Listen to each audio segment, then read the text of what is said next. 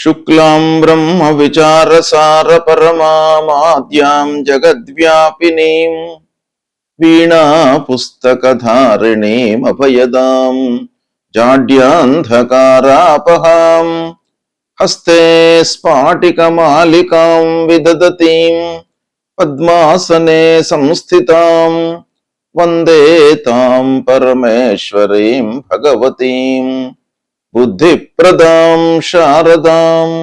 శ్రీ మహాగణాధిపతయే నమః. శ్రీ మహాసరస్వత్యై నమః. శ్రీ గురుభ్యో నమః. ప్రేక్షకులకందరికీ నూతన సంవత్సరము శ్రీ పరాభవనామ సంవత్సర ఉగాది శుభాకాంక్షలు తెలియజేస్తూ, ఈ సంవత్సరము మీ రాసులలో జన్మించినటువంటి వారికి, అంటే 12 రాసులలో జన్మించినటువంటి వారికి ఎలాంటి ఫలితాలు ఉండబోతున్నాయి అనేటువంటి విషయాన్ని మనం తెలుసుకుందాం. ఈ సంవత్సరము అంటే ఈ పరాభవనామ సంవత్సరంలో ముఖ్యమైనటువంటి గ్రహాల యొక్క స్థితి ఎలా ఉంది? ముఖ్యమైనటువంటి గ్రహాలు అనంటే మనం ప్రధానంగా గురు, శని, రాహువు, కేతువు, ఈ 4 గ్రహాలు సంవత్సర ఫలితం పైన ప్రభావాన్ని చూయించేటువంటి గ్రహాలు. అంటే ఈ 4 గ్రహాలు కూడాను ఒక్కొక్క రాశిలో ఎక్కువ రోజులు సంచరిస్తూ ఉంటారు కాబట్టి ఈ గ్రహముల యొక్క ప్రభావము రాశి పైన, ఆ రాశిలో జన్మించినటువంటి వారిపైన చాలా ఎక్కువగా ఉంటుంది. కాబట్టి సంవత్సర గోచార ఫలితాలు తెలియజేస్తూ ఉన్నప్పుడు ఈ 4 గ్రహాల యొక్క సంచారాన్ని మనము ప్రధానంగా తీసుకుంటాం. అయితే ఈ సంవత్సరము గురువు 5 డిసెంబర్ 2025 నుండి 1 జూన్ 2026 వరకు మిథున రాశిలో సంచరిస్తున్నాడు. తదనంతరం అంటే 2 జూన్ 2026 నుండి 31/10/2026 వరకు కర్కాటక రాశిలో సంచరిస్తున్నాడు. తదనంతరం అంటే 31/10/2026 నుండి 24/1/2027 వరకు సింహరాశిలో సంచరిస్తున్నాడు. అతిచార వశాత్తు సింహరాశిలోకి వచ్చి ఈ సమయంలో సింహరాశిలో సంచారం జరుగుతోంది. తదనంతరం అంటే 24 జనవరి 2027 నుండి 26/6/2027 వరకు మళ్ళీ కర్కాటక రాశిలోకి వక్రరీత్యా వస్తున్నాడు. ఈ విధంగా గురువు యొక్క సంచారము ఈ సంవత్సరము ఉంది. అంటే 3 రాశులలో గురువు సంచరిస్తున్నాడు. మిథునం, కర్కాటకము, సింహము రాశిత్రయ సంచారం చేస్తున్నాడు. రాశిత్రయ సంచారం మూలకంగా కొన్ని ఇబ్బందులు ఉంటాయి. దేశవ్యాప్తంగా, ప్రపంచవ్యాప్తంగా, రాష్ట్ర వ్యాప్తంగా ఇబ్బందులు, యుద్ధాలు, వాతావరణ సమస్యలు ఇలాంటివి ఏర్పడేటువంటి అవకాశాలు ఉంటాయి. ఇక శని యొక్క సంచారాన్ని చూసినట్టయితే 29 మార్చి 2025 నుండి 3/6/2027 వరకు మీనరాశిలో సంచరిస్తున్నాడు. ఈ మొత్తం కాలం కూడాను మీనరాశిలో సంచరిస్తున్నాడు.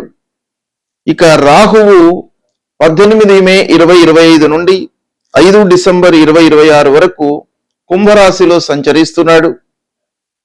కేతువు 18/5/2025 నుండి 5 డిసెంబర్ 2026 వరకు సింహరాశిలో సంచరిస్తున్నాడు. తదనంతరం రాహువు అంటే మళ్ళీ 5 డిసెంబర్ 2026 నుండి 23 జూన్ 2028 వరకు మకర రాశిలో సంచరిస్తున్నాడు. ఇదే సమయంలో కేతువు అంటే 5 డిసెంబర్ 2026 నుండి 23 జూన్ 2028 వరకు కర్కాటక రాశిలో సంచరిస్తున్నాడు. ఈ విధంగా ఈ ప్రధానమైనటువంటి గ్రహాల యొక్క సంచారము ఈ పరాభవనామ సంవత్సరంలో ఉంది. ఈ సంచారాన్ని దృష్టిలో పెట్టుకొని ఏ స్థానాలలో సంచరిస్తున్నారు, ఆ గ్రహాల యొక్క కారకత్వాలు, వాళ్ళు సంచరిస్తున్నటువంటి స్థానము యొక్క ప్రభావము ఆ జాతకుని పైన ఎలా ఉంటుంది అనేటువంటి విషయాన్ని మనం తెలుసుకుందాం. తులారాశి వారికి శ్రీ పరాభవనామ సంవత్సరంలో గోచార ఫలితాలు ఎలా ఉన్నాయో తెలుసుకుందాం. ముందుగా చిత్తా నక్షత్రం 3, 4 పాదములలో జన్మించినటువంటి వాళ్ళు, స్వాతి నక్షత్రం 1, 2, 3, 4 పాదములలో జన్మించినటువంటి వాళ్ళు, విశాఖ నక్షత్రం 1, 2, 3 పాదములలో జన్మించినటువంటి వాళ్ళందరూ కూడాను తులారాశి కిందికి వస్తారు. అయితే నక్షత్రము, పుట్టిన సమయము, తేదీ తెలియనటువంటి వాళ్ళు వాళ్ళ యొక్క వ్యవహార నామంలోని ప్రథమాక్షరాన్ని దృష్టిలో పెట్టుకుని రాశి నిర్ధారణ చేసుకోవాలి. ఆ అక్షరాలు కూడాను మనకు శాస్త్రంలో చెప్పబడి ఉన్నాయి కాబట్టి రా, రీ, రు, రే, రో, తా, తీ, తూ, తే అనే అక్షరాలతో ప్రారంభమయ్యేటువంటి వ్యవహార నామం కలిగినటువంటి వాళ్ళు కూడాను తులారాశి కిందికి వస్తారు. అయితే ఈ తులారాశి జాతకులకు ఈ సంవత్సరము ఆదాయము 5, వ్యయం 14. ఆదాయ వ్యయాలలో చాలా తేడా ఉంది కాబట్టి కొంత జాగ్రత్తగా ఉండడము మంచిది. ఇక రాజపూజ్యం 6, రాజావమానము 3. పూజ్యం ఎక్కువ వాళ్ళల్లో ఉంది కనుక గౌరవ మర్యాదలు మీకు బాగానే లభిస్తాయి. సమాజంలో పనుల లోపల కూడాను సక్సెస్ రేట్ బాగానే ఉంటుంది అనేటువంటి విషయం మనకు తెలుస్తుంది. అయితే ఈ తులారాశి జాతకులకు ఈ సంవత్సరము గ్రహస్థితి ఎలా ఉంది అనే విషయాన్ని మనం చూసినట్టయితే ప్రధానమైనటువంటి గ్రహాలు గురు, శని, రాహువు, కేతువులు. వీటి యొక్క సంచారము, స్థానాలు చాలా ప్రభావాన్ని చూపిస్తాయి. కాబట్టి ప్రారంభంలో తులారాశి వారికి భాగ్యస్థానంలో బృహస్పతి సంచరిస్తున్నాడు, అనుకూలంగా ఉన్నాడు. తదనంతరం దశమ స్థానంలోకి ప్రవేశిస్తున్నాడు, ప్రతికూలంగా ఉంటుంది. అయినప్పటికీ దశమ స్థానము, ఉచ్చ స్థానంలో గురు సంచారము కొంత కలిసి వచ్చేటువంటి అంశము. తదనంతరం ఏకాదశ స్థానంలో ప్రవేశించి ఏకాదశ స్థానంలో ఉంటున్నాడు కనుక ఓవరాల్ గా గురువు యొక్క అనుకూలత ఈ తులారాశి వారికి ఈ పరాభవనామ సంవత్సరంలో అనుకూలంగా ఉంది. ఇక శనేశ్వరుడి విషయం ఆలోచించినట్టయితే శని 6వ స్థానంలో సంచరిస్తున్నాడు, సంవత్సరం మొత్తం కూడాను అనుకూలంగా ఉన్నాడు. రాహువు పంచమంలో ఉన్నాడు డిసెంబర్ 5వ తారీఖు వరకు. తదనంతరం అర్ధాష్టమంలోకి వస్తాడు. ఈ 2 స్థానాలు కూడాను ప్రతికూలమైనటువంటివే. ఇక ఏకాదశ స్థానంలో ప్రారంభంలో కేతువు ఉన్నాడు, అది అనుకూలంగా ఉంటుంది. తదనంతరం దశమ స్థానంలోకి ప్రవేశిస్తున్నాడు, ఇది ప్రతికూలమైనటువంటి సంచారము. ఈ విధంగా ఈ 4 గ్రహాల యొక్క స్థానాలు తులారాశి వారికి ఈ సంవత్సరము ఉన్నవి. అయితే వీటి యొక్క ప్రభావం ఎలా ఉంటుంది అనే విషయాన్ని మనం చూసినట్టయితే తులారాశి వారికి అదృష్టము ఈ సంవత్సరము కలిసి వస్తుంది. గురు మిథున రాశిలో సంచరిస్తున్నటువంటి సమయంలో చాలా మీకు అనుకూలమైనటువంటి ఫలితాలు ఉంటాయి. అదృష్టం మీ వైపుకు మొగ్గు చూపుతుంది. గురువులు, పెద్దల యొక్క సహాయ సహకారాలు లభిస్తాయి. ఇక ఉన్నత విద్యకు చాలా అనుకూలమైనటువంటి సమయము. విదేశీ ప్రయాణ సూచనలు బాగా కనబడుతున్నాయి. ధార్మిక, సాంస్కృతిక, ఆధ్యాత్మిక కార్యక్రమాలపై మనస్సు నిలుపుతారు. న్యాయ, ధార్మిక రంగాలలో పురోగతి కనబడుతోంది. అంటే న్యాయవాద వృత్తిలో ఉన్నటువంటి వారికి, సాంస్కృతిక కళారంగాలలో ఉన్నటువంటి వాళ్లకు కూడాను చాలా అభివృద్ధి కనబడుతుంది ఈ సంవత్సరము. ఇక జూన్ ప్రారంభం నుండి గురువు కర్కాటక రాశిలోకి ప్రవేశిస్తున్నాడు కనుక దశమ స్థానము, కర్కాటక రాశి గురువుకు ఉచ్చస్థానం కూడాను కనుక ఈ స్థానంలో సంచరించడం మూలకంగా వృత్తిపరమైనటువంటి అభివృద్ధి బాగా కనబడుతుంది. ఉద్యోగంలో మీరు పేరు ప్రతిష్టలు సంపాదిస్తారు. కొత్త బాధ్యతలను స్వీకరిస్తారు. మీరు కూడాను కొత్త బాధ్యతలను వేరే వారికి అప్పగించేటువంటి అవకాశాలు కూడాను ఉన్నాయి. ప్రమోషను, శాలరీ లోపల ఎన్హాన్స్మెంటు ఇలాంటివి చోటు చేసుకుంటాయి. హోదాలో మార్పులు కూడాను సంభవించే అవకాశాలు ఉన్నాయి. అధికారుల ప్రశంసలు, మన్ననలు పొందుతారు. ఇక సింహరాశిలోకి ప్రవేశించిన తర్వాత ఏకాదశ స్థానం అవుతుంది కనుక అప్పుడు కూడాను మీకు లాభాలు బాగా కనబడుతున్నాయి. ఆదాయ మార్గాలు విస్తరిస్తాయి. అంటే చాలా వైపుల నుండి, అన్ని వైపుల నుండి మీకు ఆదాయము సమకూర్చుకోవడము, రావడము అనేటువంటిది జరుగుతుంది. ఆశించిన ధన లాభము ఈ సింహరాశిలోకి ప్రవేశం మూలకంగా మీకు కలుగుతుంది. ఆదాయము బాగా సంతృప్తిగా ఉంటుంది. ఇక శని మీనంలో ఉన్నాడు, అంటే 6వ స్థానంలో సంచరిస్తున్నాడు. 6వ స్థానం గోచార రీత్యా అనుకూలమైనటువంటి స్థానమే అయినప్పటికీ పాపగ్రహము 6వ స్థానంలో ఉండడము కొంత ఆరోగ్య విషయం లోపల కొంత జాగ్రత్తలు తీసుకోండి. మిగతా పనులకు ఆ శని యొక్క అనుకూలత ఉంటుంది. మీకు పని ఒత్తిడి ఉన్నప్పటికీ పనులు సకాలంలో పూర్తి అవుతాయి. సహచరులతో చిన్నపాటి విభేదాలు ఉన్నప్పటికీ పనులపై వాటి యొక్క ప్రభావం ఏమీ ఉండదు. ఓర్పు, సమన్వయము, సహనశీలత అనేటువంటిది చాలా అవసరమైనటువంటి విషయము. ఇక రాహువు కుంభరాశిలో ఉంటున్నాడు. అంటే పంచమ స్థానంలో రాహు యొక్క సంచారం జరుగుతుంది. తద్వారా కొంత మీరు పిల్లలపై మనసు నిలపడము, వారి యొక్క సెటిల్మెంటు, చదువు, ఉద్యోగము, వివాహాది శుభకార్యాల విషయం లోపల పిల్లల విషయంలో మీరు చేయవలసినటువంటి పనులపై కొంత శ్రద్ధ చూపడం అవసరము. ఇకపోతే సంతానానికి సంబంధించినటువంటి అన్ని విషయాల లోపల కూడాను మీకు సంతోషకరంగా ఉంటుంది ఈ సమయము. చాలా రోజుల నుంచి ఎదురు చూస్తున్నటువంటి వాళ్ళకి సంతాన ప్రాప్తి కూడాను కనబడుతుంది.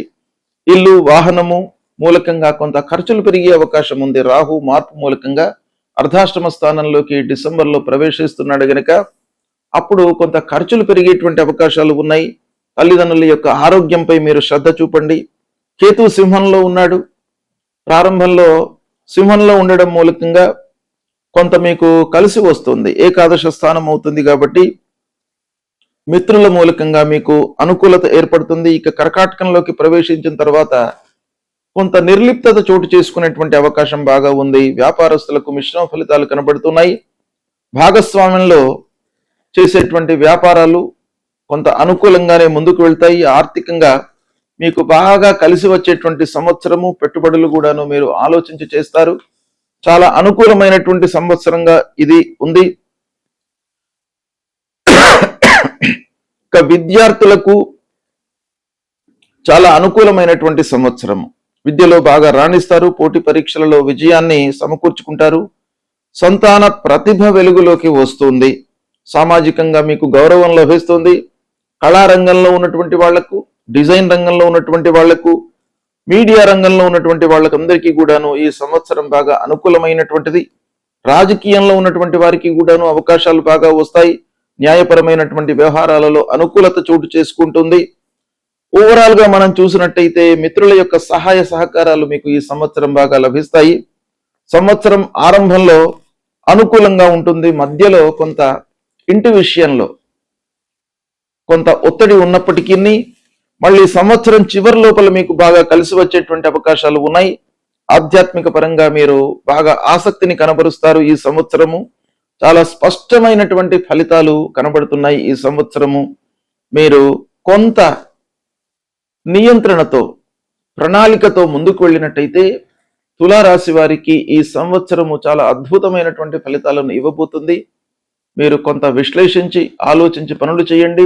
చాలా సత్ఫలితాలను పొందుతారు. గ్రహస్థితి బాగా లేనప్పుడు భగవంతుడి యొక్క అనుగ్రహము కొరకై మనము కొన్ని పరిహారాలను చేసుకోవాలి.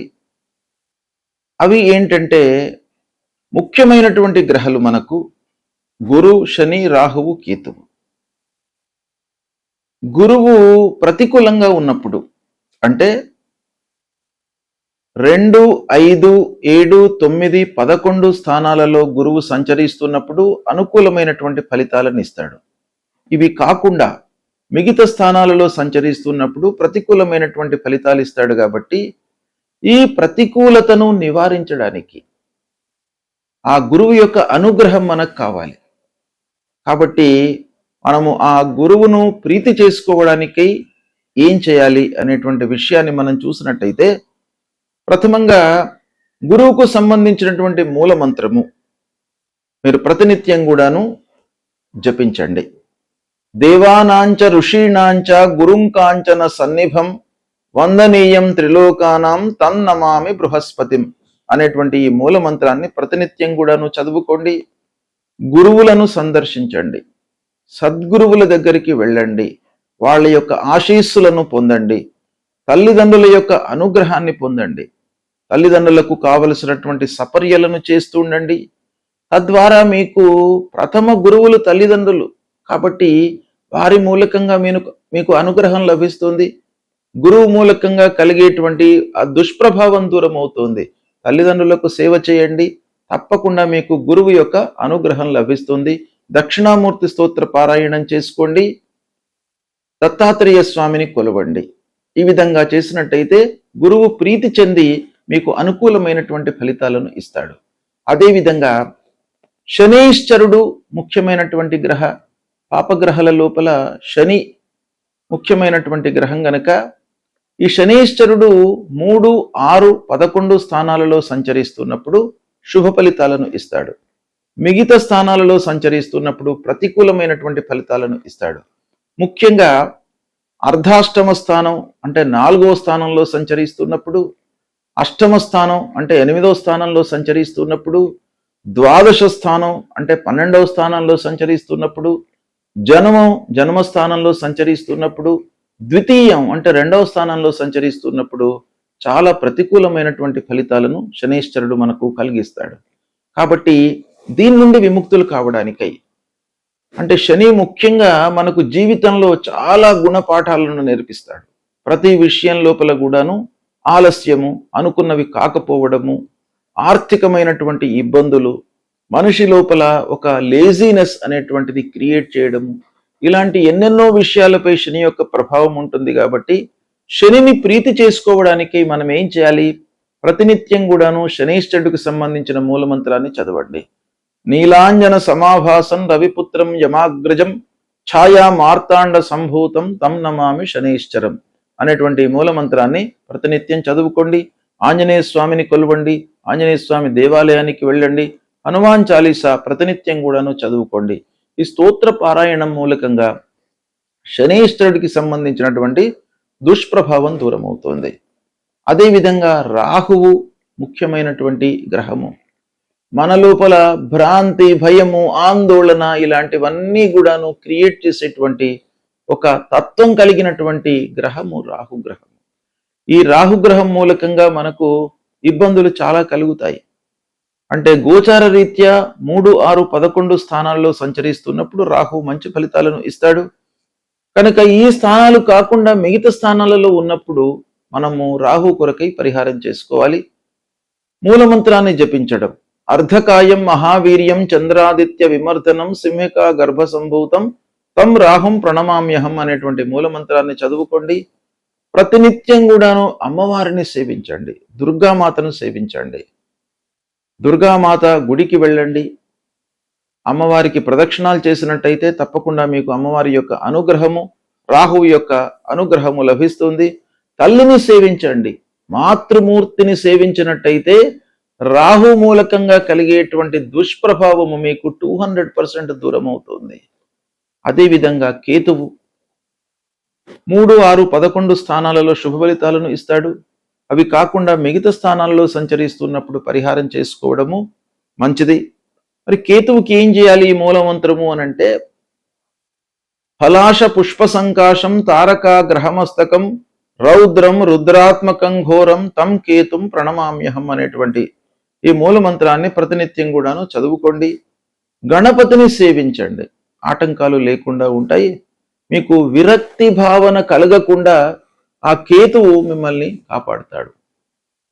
అంటే విరక్తి అనేటువంటిది మనిషి లోపల డెవలప్ అయితే, అశ్రద్ధ అనేటువంటిది డెవలప్ అయితే పని ముందుకు జరగదు. దానిపైన మనకు శ్రద్ధ లేనట్టయితే మనం పని చేయలేము. కనుక అలాంటి భావన రాకుండా ఉండడానికి మీరు విఘ్నేశ్వరుణ్ణి పూజించండి. ఈ మూల మంత్రాన్ని ప్రతినిత్యం కూడాను చదువుకోండి. ఈ 4 గ్రహాలు చాలా ముఖ్యమైనటువంటి కనుక ఈ 4 గ్రహాలు అనానుకూలంగా ఉన్నప్పుడు నేను చెప్పినటువంటి పరిహారాలను చేయండి. సంతృప్తిగా మీరు మంచి ఫలితాలను పొందుతారు. శుభం.